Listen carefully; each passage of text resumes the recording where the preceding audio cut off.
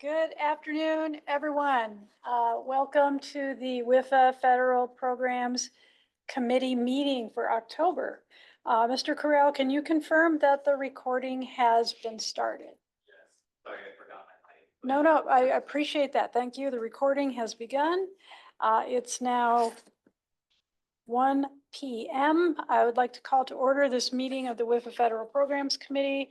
I will call the roll. Blake Anderson. Here. Britton Baxter. Present. Tom Bishotsky.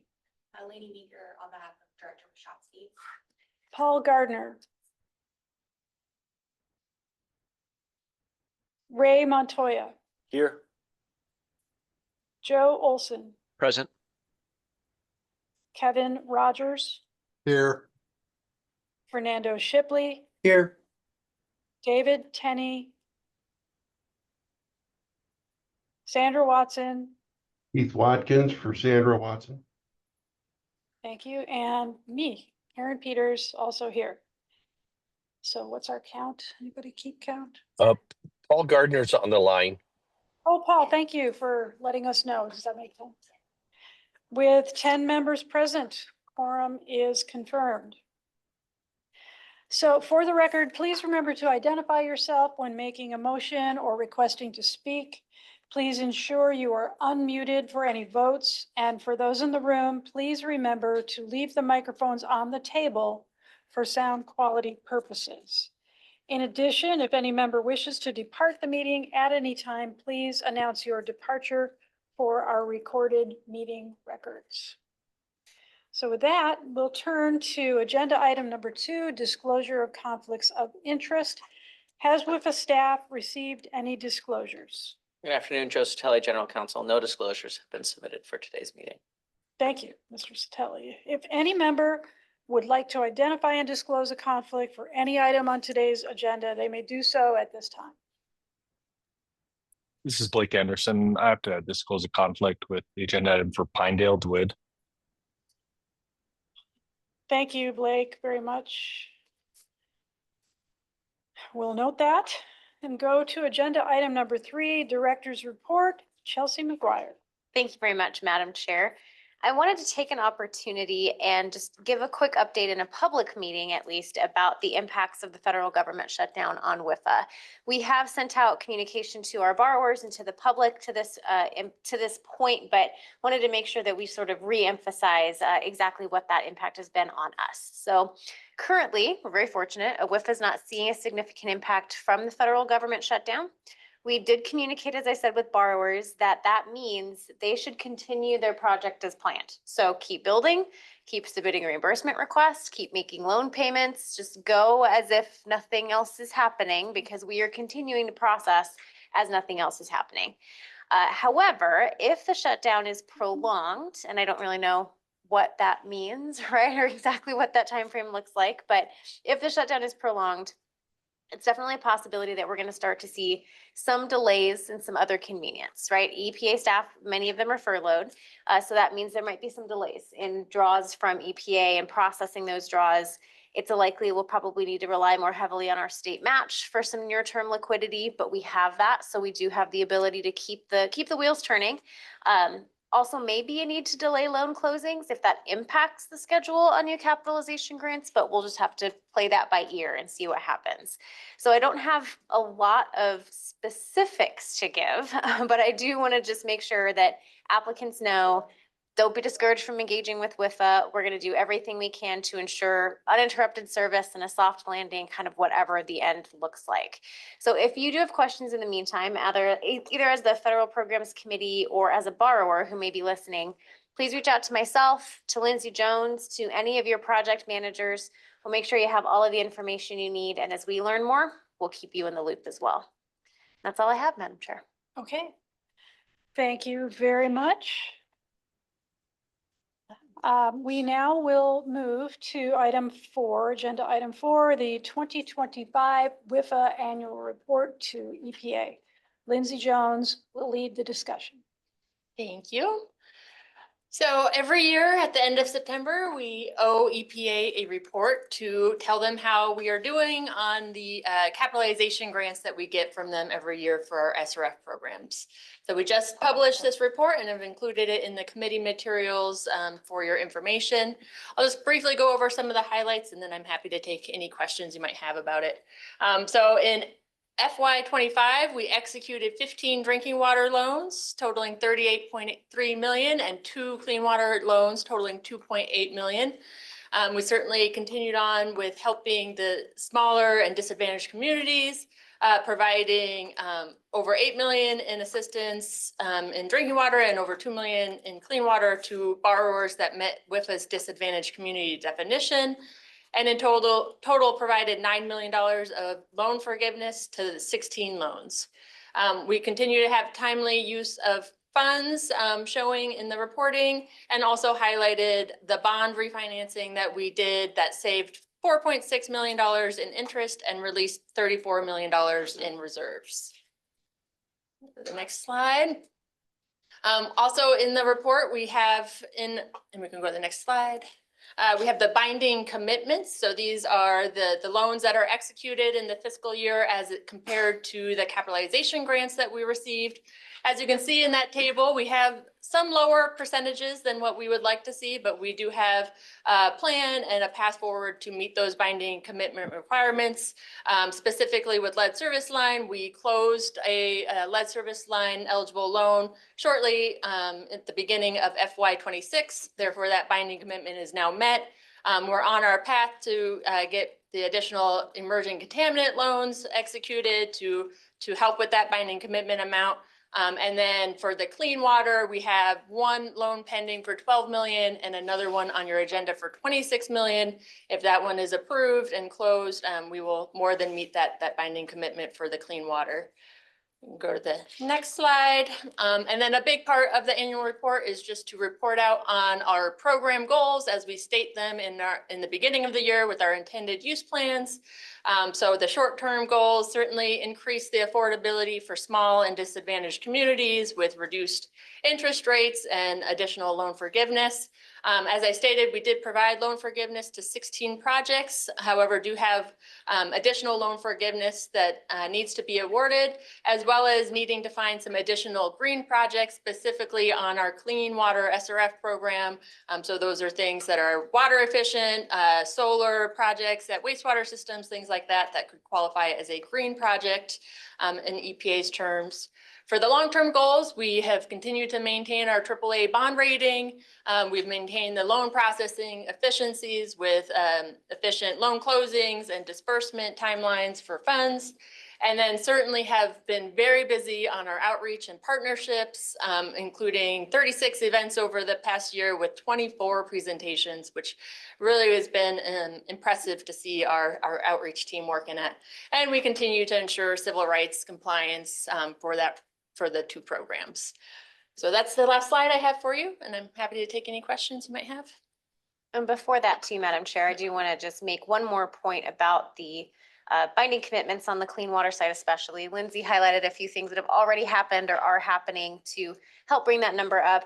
I do think that this is also a bit of maybe an overcorrection or equilibrium from last year. So if you remember, and I pulled up the report from last year just to make sure I was right on this, but last year we had about 150 million executed in clean water, which was a big barn burner of a year.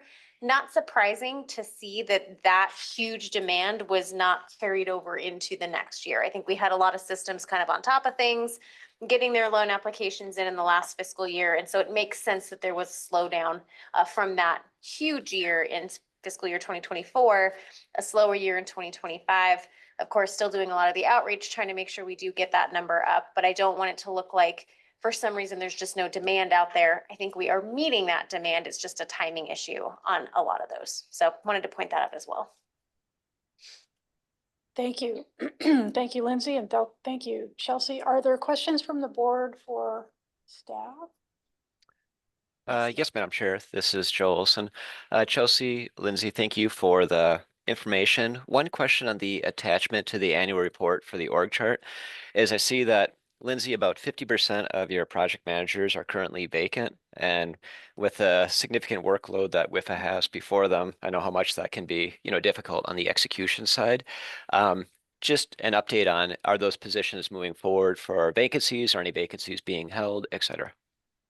That is a great question and a great thing that you noticed. We are very excited that we have 2 new project managers that will be starting at the end of October that will fill those 2 open roles.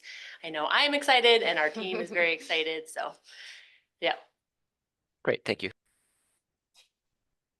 Thank you for that question. Any other questions from the board for staff?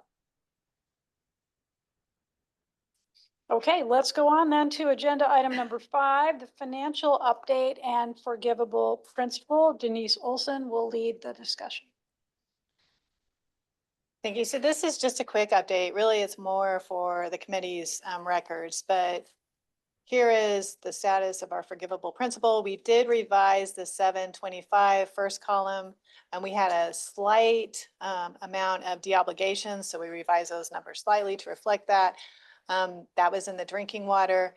However, at the end of the day, we still had started the year with 105 million. We're down to 99 million after the projects that are on the agenda today. And for clean water, we started with 31 million. We have one project on today's agenda for 1.5. That'll bring us down to about almost 30 million for available funds. Is there any questions on this?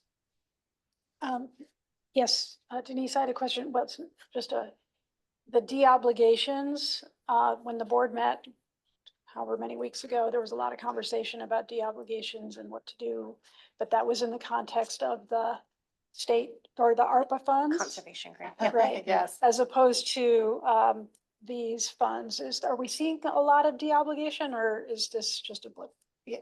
I mean, typically at the end of every year, we look at where are our loans at? If they're done with construction, sometimes there's just a little bit of money left over after a construction project's done because they budgeted for more than the construction was actually going to be. And so that's the cleanup work that takes place.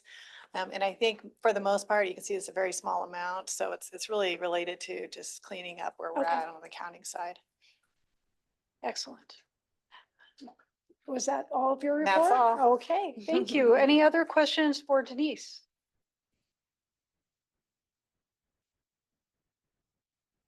Okay, then, terrific.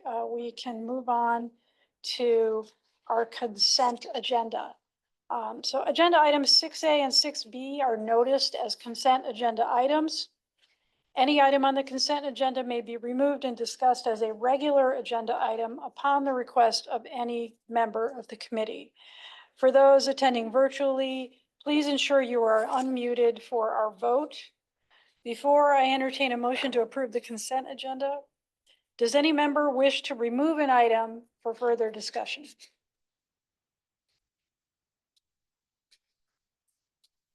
I'm not hearing any, so is there a motion to approve the consent agenda? This is Fernando. I'll move to approve the consent agenda. Thank you, Fernando. Is there a second? This is Joe, I second. Great. We have a motion and a second. Any discussion on the motion? Hearing none. All those in favor, please say aye. Aye. Aye. Any opposed? Any abstained?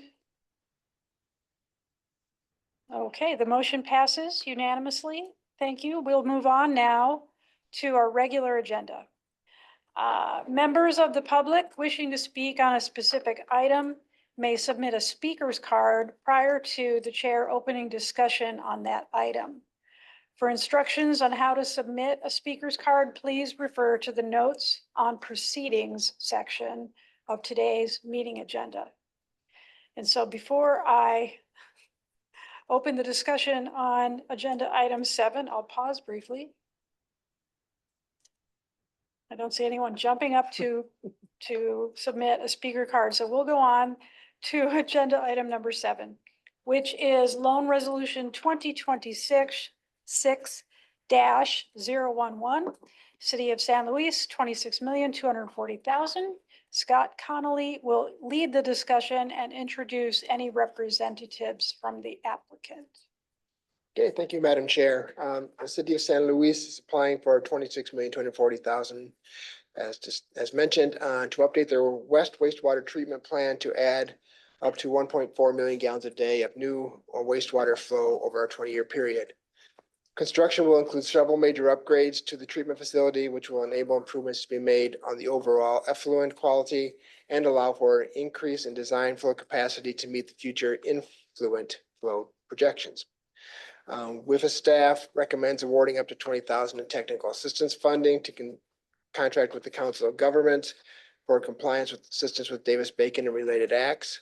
The city is providing a utility system revenue pledge, specifically the both water and wastewater system revenue, in order to maintain parity with their existing revenue debt pledges. Using this pledge, the historical and projected revenue will meet WIFA's required threshold of 1.2 times debt service coverage. The city of San Luis meets WIFA's criteria for disadvantaged community and is also a priority community. Therefore, WIFA proposes 1,500,000 in forgivable principal for this project.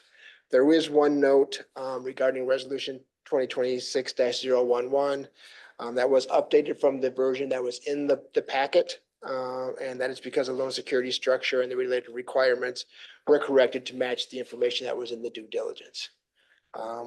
We do have representatives online, Jorge Perez, the Assistant Director of Public Works, Raula Encinas, the Director of Finance, Mike Krebs from Pace Water, and in our audience here and present in attendance is Jill Johnson and Mark Weeder from Stifel Financial Corporation. Dating myself there a little bit. So, and with that, I'll turn it back over to this committee. Thank you. Thank you, Scott. Does the committee have any questions for WIFA staff on this item? Madam Chair, this is Fernando. Just regarding the PFAS, I know that more and more that's becoming an issue almost everywhere. Is that something that as we put a project online that we're taking into consideration and maybe setting them up to be able to deal with that kind of a contaminant?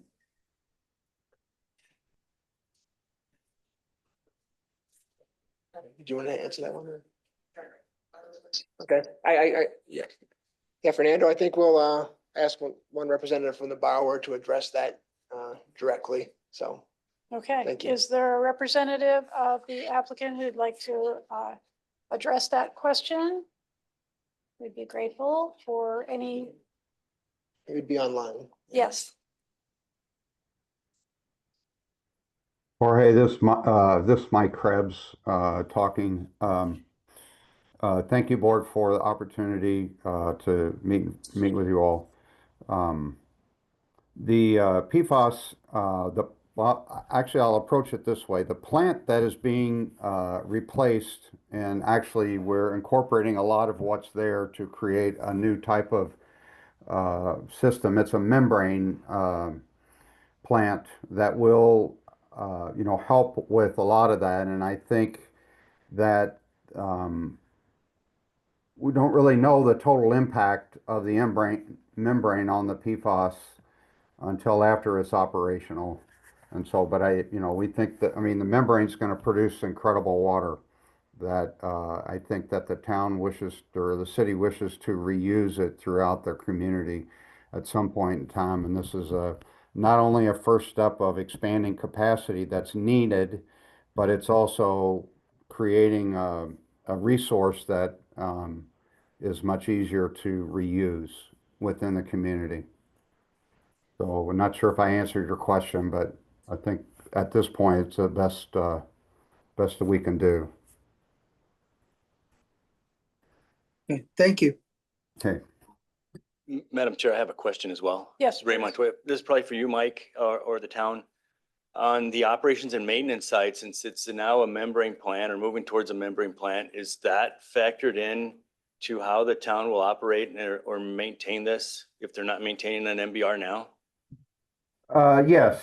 And, I think membranes over the, course of time, they had a lot of trouble with, operations and maintenance and all the stuff in the past, but I don't think it's that way now.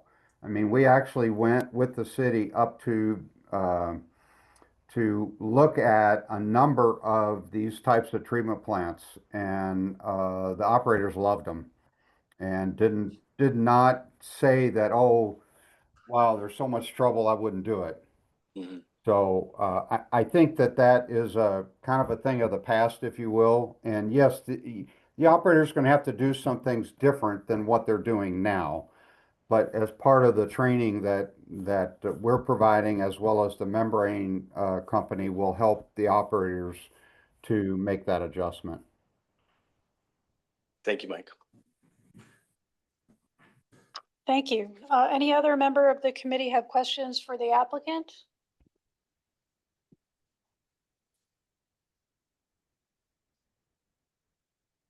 Do we have any requests for public comment on this item? No request to speak. Okay, is there any additional committee discussion on the item? Hearing none, may we have a motion on agenda item number 7 for loan resolution 2026-011? Madam Chair, this is Ray Montoya. I move to approve the motion. Thank you, Ray. Is there a second? Keith Watkins, second. Thank you, Keith. We have a motion and a second and a discussion on the motion. All right. All in favor, please say aye. Aye. Any opposed? Any abstained? Okay, the motion passes unanimously. Thank you very much, and thank you to the applicant and your representative here today. Best of luck with the project. Okay, agenda item number 8, loan resolution 2026-012, Viewpoint 2 Townhomes Association, Inc., $3,152,543. Scott Connolly will lead the discussion. Okay, thank you. Viewpoint 2 Townhomes Association, it's applying for slightly over 3.15 million to replace all water lines and support the installation of isolation valves and remote read submeters in the distribution system in order to improve water quality, reduce water loss from emergency line breaks, and improve water pressure. While Tucson Water supplies all the water to the association under a master meter agreement, Viewpoint owns and maintains the internal distribution system. Consideration of funding for a townhome association, or more broadly, a homeowners association, is a first-time consideration for WIFA. Specific to this system, the ADEQ did assign a public water system number that was inactivated, and the public water systems are eligible for WIFA funding. Viewpoint 2 Townhomes Association recently updated their articles of incorporation to raise the debt ceiling to allow for this loan request. That action required a 3/4 vote of all association members. In addition, statutorily, the Townhome Association can increase fees 20% a year without approval of its membership. The planned increase was communicated to the members along with the request to increase the debt ceiling. And the Townhomes Association does plan to implement the 20% increase in 2026 and 2027 to support the funding of this loan request. Viewpoint pledges assessment revenue to repay this loan. Current projections indicate that they will not meet the WIFA's required debt service coverage of 1.2 times coverage until 2029, even when factoring the 20% increase mentioned above. However, the Townhouse Association does have an existing reserve fund that they can also be used to offset shortfalls and support loan payments. But even so, given the projected underperformance in the earlier years, prior to executing this loan, WIFA will require additional security in the form of a letter of credit or other loan payment guarantee deemed acceptable to WIFA. And that will remain in place until pledged revenues are sufficient to meet the debt service coverage requirement without any backstop support. The applicant meets the WIFA criteria for disadvantaged community, and therefore WIFA recommends $792,331, around 25% in forgivable principal. WIFA staff also recommends awarding up to $20,000 in technical assistance funding to contract with the Council of Governments to provide compliance assistance with the Davis-Bacon Act requirements. we should have Representative Bauer online, Ray Harding, the treasurer, and the project manager was Samantha Lemke, and the loan officer was Channing Lester. And with that, I will turn it back to the committee. Thank you. Thank you, Scott. Do any members of the committee have questions for WIFA staff? Yes, Madam Chair, this is Joe Olson. More of a comment, Scott, on attachment A, the preliminary amortization table. I think there's just a calculation error under the replacement fund deposit. It sums up to 792, but I just wanted to call up for the record. I believe that should be approximately $649,000 on the total roll up for the replacement fund deposit.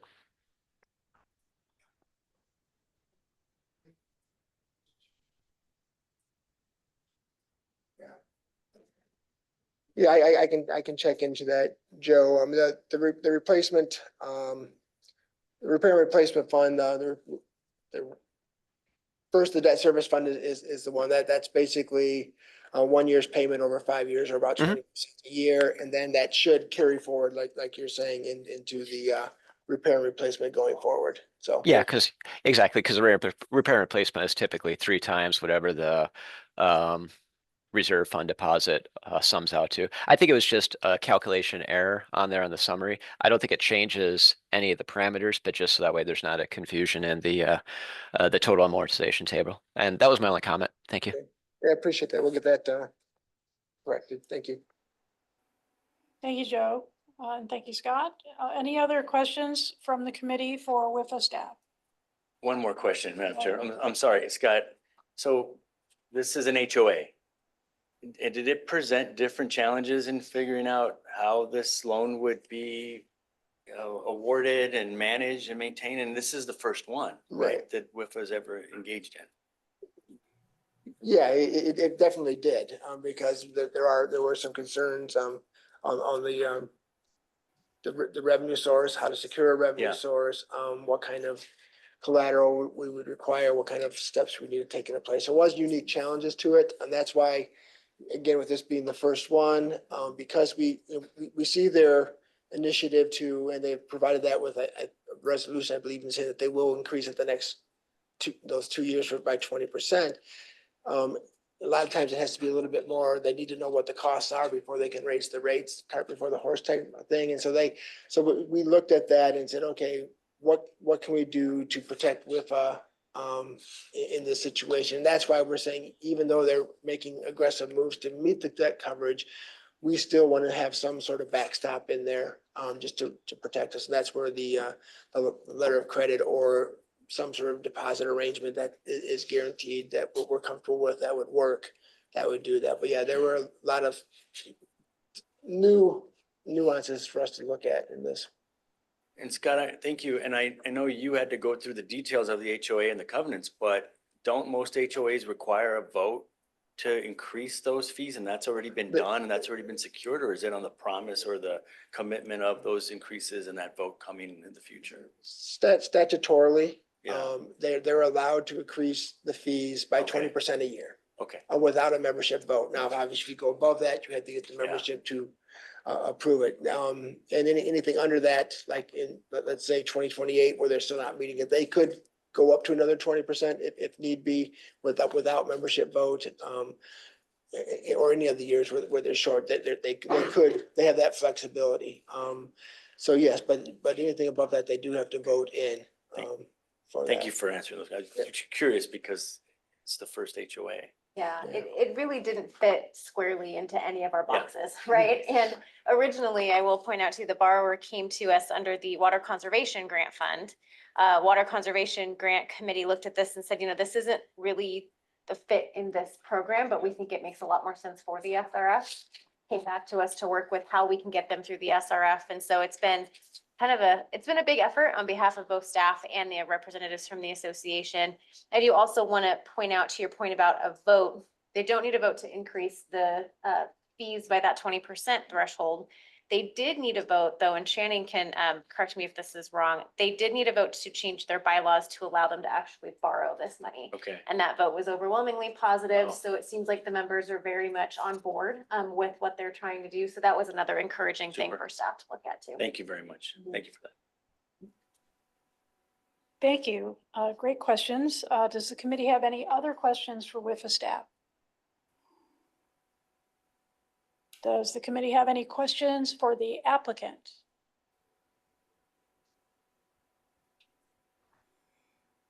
Okay. Do we have any requests for public comment on this item? No request to speak. Thank you, Ben. Is there any additional committee discussion on the item? Hearing none, may we have a motion on agenda item number 8 for loan resolution 2026-012?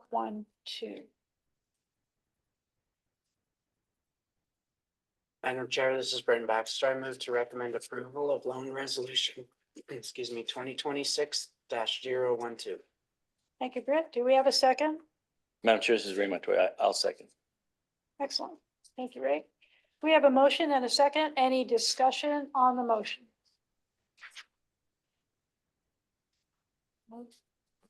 No discussion. All in favor, please say aye. Aye. Any opposed? Any abstain? With none, the motion passes unanimously.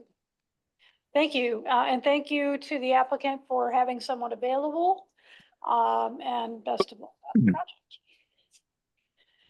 Okay, we'll move now to agenda item number 9, loan resolution 2026-021, the Pinedale Domestic Water Improvement District, $1,366,307.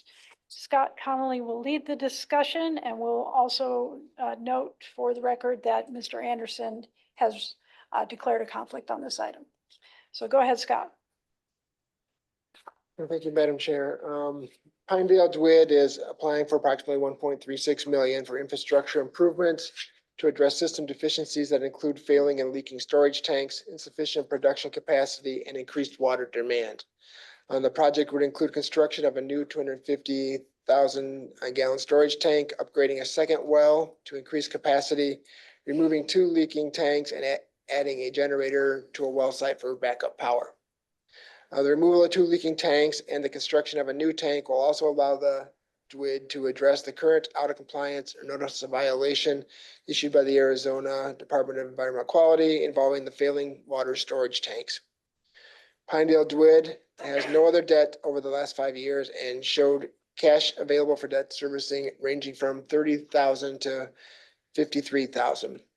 Furthermore, a rate increase was implemented in March of 2025, increasing base rates 50% from $32 to $48 in preparation of necessary improvements. Financial projections for 2026 through 2030 use an annual growth rate of 4% for both revenues and expenses, which both were in line with historical levels and also factored in the March 2025 rate increase. Under this model and assumption, the DWID is expected to meet the debt service coverage requirements ranging from 1.36 times to 1.59 times. The project will serve a disadvantaged community and is also revolving a public health edge based on the ADEQ notice of violation. It also meets WIFA's requirement for consideration as a priority community. As such, WIFA staff recommends $729,946, or just roughly 53% in forgivable principal. We do have representing the borrower, Mary Lou Garvin, Pinedale DWID, and also Blake Anderson from Ogeon Water is available for questions as well.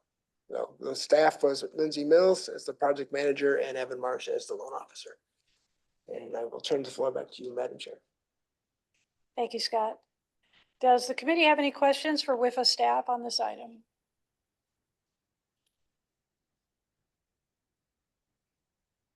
Does the committee have any questions for the applicant? It's like Joe Olson has his hand up. Joe, please go ahead. Yes, Madam Chair. So the rate increase that was covered was from a $32 to $48 rate increase. For the borrower's representative, was that a rate increase based on the average amount of customer usage? Or does the service area have a flat rate that's fixed for all accounts independent of usage?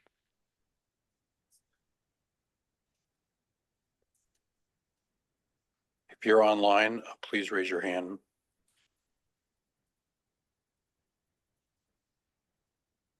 Go ahead and unmute Caleb.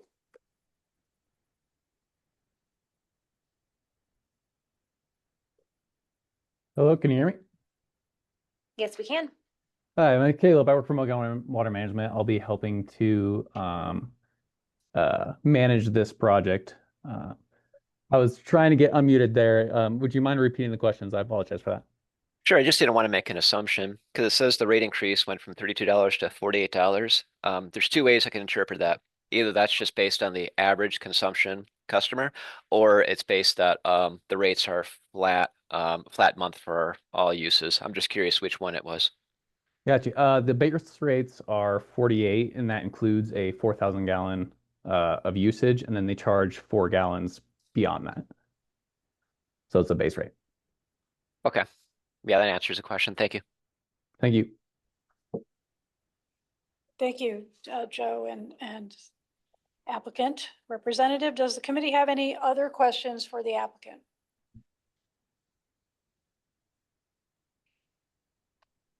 Then we'll proceed. Do we have any requests for public comment on this item? There are no requests to speak. Terrific. Is there any additional committee discussion on the item?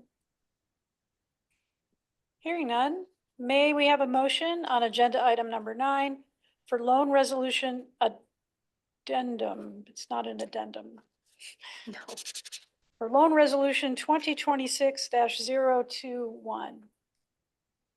Madam Chair, this is Fernando. I'll make the motion to approve resolution 2026-021. Thank you, Fernando. Is there a second? This is Lainey. I second. Thank you. We have a motion and a second. Is there any discussion on the motion? Hearing none, we'll call for a vote. All in favor, please say aye. Aye. Any opposed? Any abstained? Motion passes. Thank you and best of luck with the project. Thank you for being here. Agenda item number 10 is loan resolution 2026-022, Town of Payson, $425,000. Scott Connolly will lead the discussion and introduce any applicant representative. Okay, thank you. The town of Payson is applying for $425,000 to complete the physical identification of their currently unidentified service lines in order to comply with the EPA's lead and copper rule revisions. This project is intended to resolve any remaining unknowns and identify those service lines that need replacement in order to maintain the health and safety of the community's water customers. There are currently 1,219 service lines that need to be identified as to their composition, and this will require physical excavation as other records are not available. Once completed, the town will take proper steps to inform customers if their lines need to be replaced. The town has been proactive in preparing for future infrastructure projects. They have also maintained a historical debt service coverage above the desired threshold of 1.2 times and are projected to exceed this minimum coverage over the projected 5 years. The town has also been a good borrower with WIFA and currently has 4 loans outstanding, which are all in good order. The project is eligible for additional subsidy funding from the lead service line projects provided by the IIJA, and given WIFA's availability remaining additional subsidy funds under this program, accompanied with the fact that the project is serving a designated disadvantaged community and is also a WIFA priority community, staff recommends 100% forgivable principal for this project. We should have borrower representatives, Manar Bagato, Senior Water Quality Specialist, Bethany Beck, Grants Coordinator, Adam Belowski, Water Quality and Treatment Manager. For WIFA staff, we had the project manager being Lindsay Mills and the loan officer being Anthony Nagara. With that, I'll turn back for any questions. Thank you. Does the committee have any questions for WIFA staff on this item?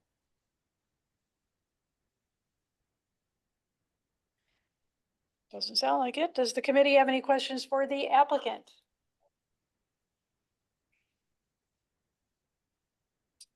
I'm hearing none. So are there any requests for public comment on this item? No request to speak. Thank you. Any additional committee discussion? Hearing none, may I have a motion on agenda item number 9 for loan resolution 2026-022? Keith Watkins, make a motion to approve. Thank you, Keith. Is there a second? This is Jolson, I second. Excellent. We have a motion and a second. Any discussion on the motion? Hearing none, all in favor, please say aye. Aye. Aye. Any opposed? Any abstained?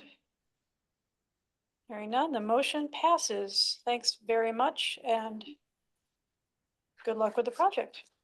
So now we'll turn to agenda item number 11, which is the call to the public. This is the time for any additional public comments. Comments will be limited to 3 minutes. Are there any requests for public comment? No request to speak. All right. Well, then we can move on to agenda item 12, which is agenda development. This is the opportunity for members to identify any topics they would like to be placed on an agenda at a future meeting. Director McGuire. Thank you, Madam Chair. So I didn't hear anything specifically for agendized or to agendize for the next meeting, but if anything does pop up in the meantime, please let us know. Happy to provide any financial updates, other details that would be helpful to the committee. I think we'll all want to hear about the shutdown. Hopefully in the past tense. In the past tense. Yes. Thank you. Any other items from committee members? Hearing none, then agenda item number 13 is the announcement of our next meeting of the Federal Programs Committee, which is scheduled for December 9th at 1 p.m. here in Phoenix, Arizona. That is correct, Madam Chair. And I will say there may need to be some flexibility on that, just given some of the other things happening with the WIFA board, the timing of CRUA. December may be, we may be calling some audibles in December, but for right now, go ahead and plan on that December 9th date. Can't believe it's already going to be December. It's very depressing. Agenda item number 14 is adjournment. If there's nothing else, I will adjourn this meeting of the WIFA Federal Programs Committee. The time is now 1:42 p.m. We are adjourned. Thank you very much.